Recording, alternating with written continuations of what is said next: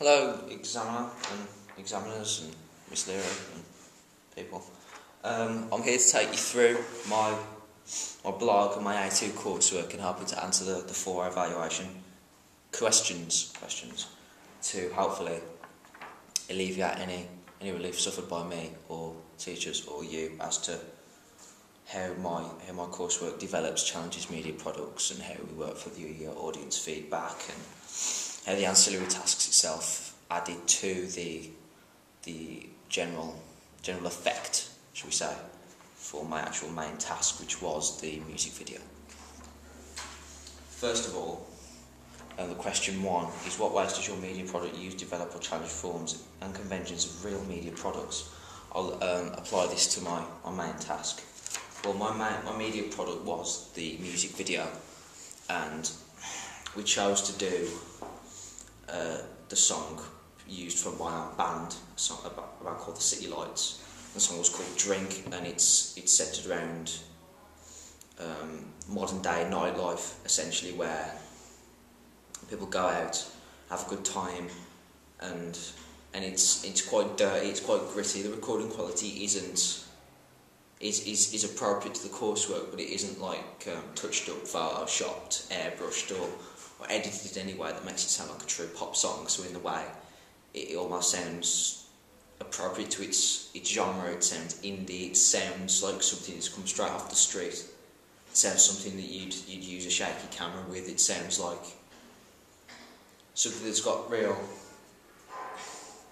heart and soul, rather than simply pushed out there for people to listen to. So I thought the video that we'd use to appropriate with that would be of an appropriate level of quality and image and theme. So I thought, by using a video that is deliberately low budget in a setting that is deliberately not streetwise, but it's obvious that it isn't Hollywood, and use the themes that everyone from top class to bottom class can just essentially adhere to, like themes of humour, of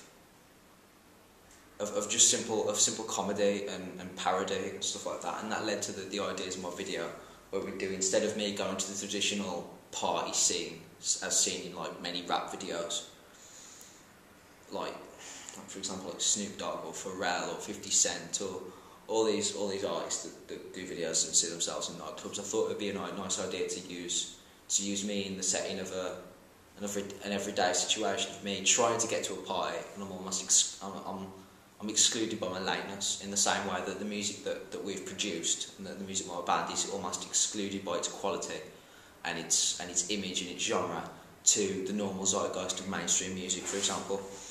So therefore that led to us challenging the traditional pop media form and expanding on our own ideas, so to speak.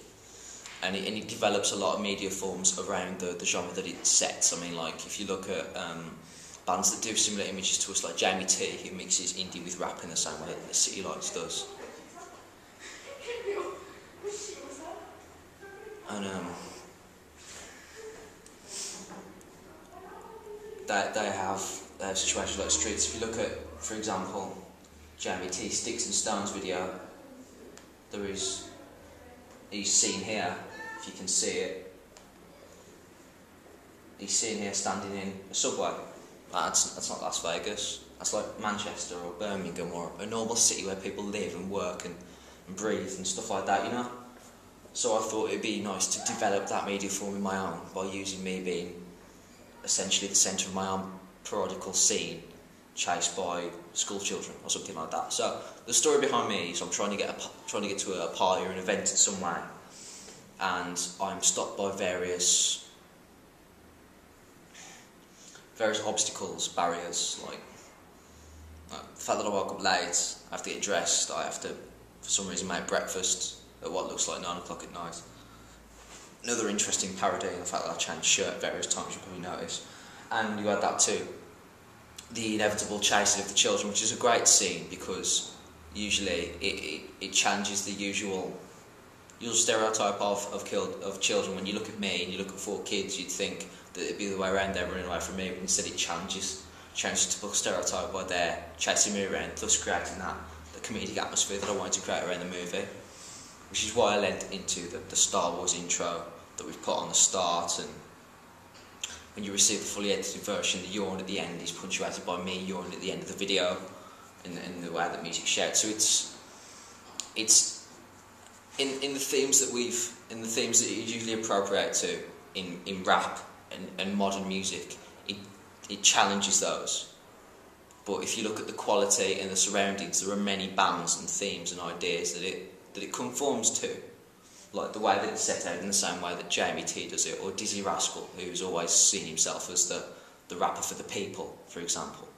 It adheres to those conformities in the way that this music is supposed to be to everyone regardless. It's not adhering to a better lifestyle and not trying to make people think that they can get that better life. It's just, here it is, here's the music, here's where it's set out.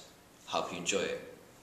Alright, we'll move on to the second question, which is how effective is the combination of your main product and ancillary tasks? So I'll try and apply this to all three at once if possible. And I believe that the combination of my three main tasks, well, my main task and my two ancillary tasks is not as effective as it could be, but it is effective in the way that all the themes are interlinked. I mean, if you look at my webpage and the magazine article that we all combine together, then it all shares a similar theme of being very haphazard, very deliberately chaotic, in the way that it's seemed done on the lowest budget possible, which conforms